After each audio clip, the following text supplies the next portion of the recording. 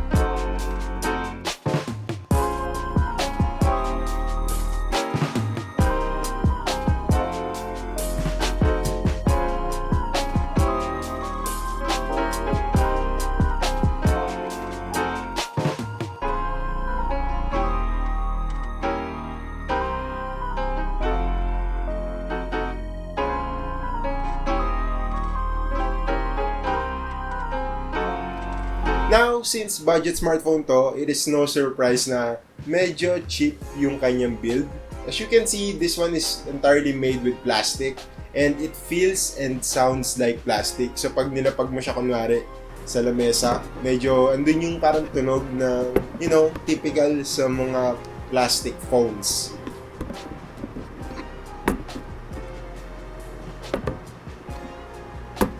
On the upside, medyo solid naman siya. As you can see, tinatry ko siyang i-flex at hindi naman siya nababali or walang cracking sound. Design-wise, meron siyang familiar design na nakita na natin sa ibang budget phones before. As you can see, para meron siyang mga glitters dun sa kanyang paint job na alam ko nakita niyo na rin sa mga ibang budget smartphones before. Buti na lang nagawa ng Infinix na medyo maging kakaiba yung design niya. As you can see, sa taas tsaka sa baba, meron dalawang arrows that are pointing on opposite sides. So, gumagalaw siya as it reacts to light. Ito yung unit na nire-review natin ngayon is the Obsidian Black color option. At available din siya sa Amber Red tsaka sa Ocean Wave. Medyo familiar man yung design niya sa likod, pero at least wala siyang camera bump. So kung titignan niyo maigi, sobrang nipis lang ng camera glass sa likod at hindi siya sobrang nakakairita. Medyo curved din yung corners niya, so sobrang komportable siya hawakan. Yun nga lang, since meron siyang napakalaking 6.78 inch na display, medyo malaki pa rin talaga siya sa kamay at parang imposible siyang hawakan ng isang kamayan lang. So dapat dalawang kamay talaga yung gagamitin mo. Speaking of which, meron tayo ditong 6.78 inch HD Plus IPS display. Now, having an HD Plus resolution instead of Full HD sa screen na ganito kalaki is actually not the most ideal. Ang magiging problema dito is yung sharpness niya. So, hindi siya ganun ka-sharp, especially pag nagbabasa ka ng mga small text. Pero I think, for the normal eye, for the normal consumer, hindi na nila masyado mapapansin yun. Maganda kasi dito, kahit hindi siya sharp, sobrang laki ng screen. So, mas immersive pag naglalaro ka or nag-watch ka ng movies or pag nag-multitasking ka. Tsaka since HD lang siya, hindi siya ganun kabigat para sa processor tsaka sa battery, which is i-discuss natin mamaya. Meron din tayong punch hole sa screen, which is medyo rare sa price range na to. So, imbis na water drop notch, meron tayong punch hole para mas maganda yung design. Tsaka meron din tayong LED notification indicator dito sa taas, which is for some reason hindi na natin nakikita sa mga smartphones ngayon. Sa baba naman, meron tayong headphone jack tsaka yung loudspeaker. Yung loudspeaker, hindi siya ganun kaganda. Again, this is a budget phone, so medyo mahirap magreklamo. Okay lang siya for private listening kung nag-download ka lang ng YouTube or makikinig ka ng music na mag-isa ka lang. Pero for a more immersive experience, try mo ikabit yung libreng headphones or kumuha ka ng mas magandang headphones. Sa tabi ng headphone jack, dun mo makikita yung isa sa pinaka-downside ng smartphone na to, I think, which is yung kanyang micro USB port. Now, I know medyo mahal kung gagawin nila tong USB Type-C, yung mas modern na USB Type-C. Pero mayroon na kasi tayong nakita sa mga ibang brands na kahit ganito yung presyo nila, nagawa nila ng paraan para maging USB Type-C. On the downside, medyo mabagal yung charging sa smartphone na to. I think hindi problema yung kasama niyang 10-watt charger kasi tinry ko na siya sa 18 watts fast charger na meron tayo dito at mabagal pa rin siya. A full charge will take around 3.5 to 4 hours. So, yeah. On the upside, isa sa pinaka-impressive features na itong Infinix Hot 10 is yung kanyang 5,200 mAh battery. Now, that's not actually the biggest battery capacity that we've seen on a smartphone. Pero sobrang ganda yung mga test results na nakuha namin. Possibly due to its low resolution screen, itong Infinix Hot 10 was able to last for 22 hours and 11 minutes of screen on time sa PCMark's battery test, which is I think the longest and the most impressive score na nakuha namin sa test na to. Sa mga hindi familiar, PCMark basically loops synthetic workloads hanggang yung 100% na battery bumaba sa 20%. Now, we run this test with the Wi-Fi and Bluetooth off and the screen brightness and volume set to 50%.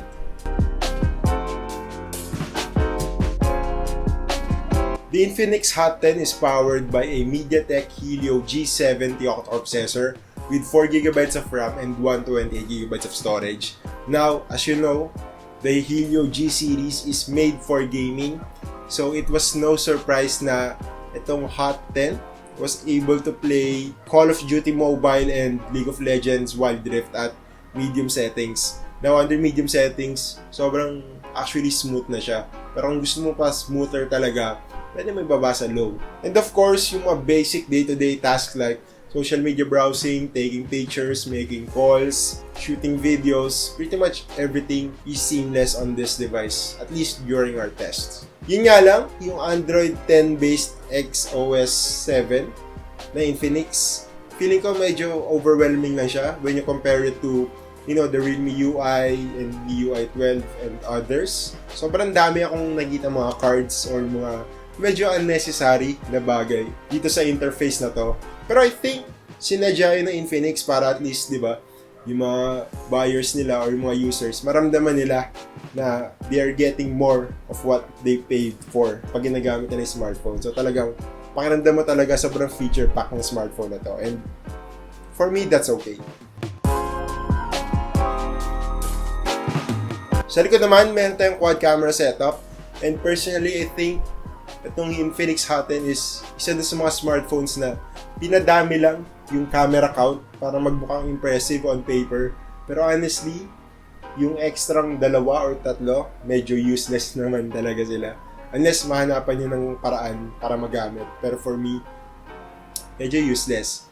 What we have here is a 16 megapixel main camera, 2 megapixel macro, 2 megapixel depth sensor, and an AI lens which is until now we're not quite sure kung para saan. I just wish na yung depth sensor tsaka yung AI lens tinanggal na lang nila. Tapos pinalitan nila ng ultra wide or kahit isama na nila yung macro.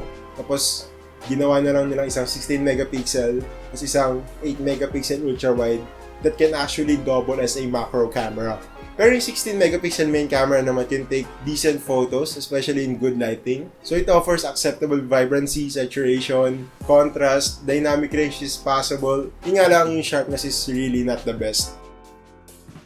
Yung selfie camera niya rin okay naman, for taking casual selfies, for Facebook stories and My Day Facebook My Day and Instagram stories. And it's more than enough for video calls. So kung you're working from home or homeschooling, e-learning, sobrang papasa na itong camera na to. Maliban sa camera, meron din tayong fingerprint scanner sa likod, which is, for some reason, hindi ganun kabilis. Every time I try to use it, parang it will take at least 2 to 3 tries bago niya ma-register yung fingerprint ko at mag-unlock.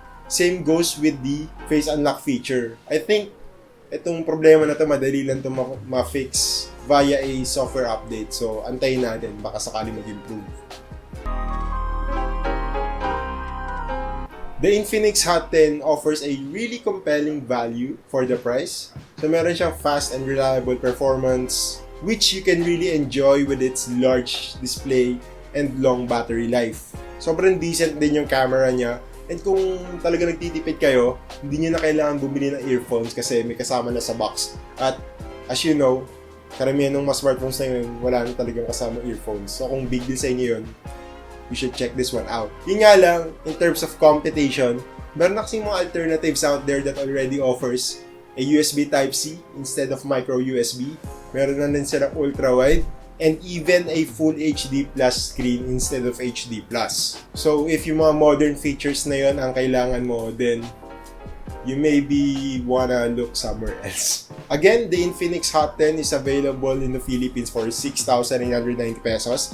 Mabibili mo siya sa official store ng Infinix sa Lazada and Shopee. And I think may bago silang bukas na flagship store sa SM North EDSA. Well, basically that's it. Again, it's been Patch Cañete from NoyPgeeks.com. For a more detailed look about the Infinix Hot 10, we actually have a full written review down in the description below. Wait also hit the thumbs up button, share this video if you liked it, subscribe if you still haven't. Hit the bell icon to get notified every time I post a video. Follow us on Facebook, Twitter, and Instagram. And yeah, thank you for watching.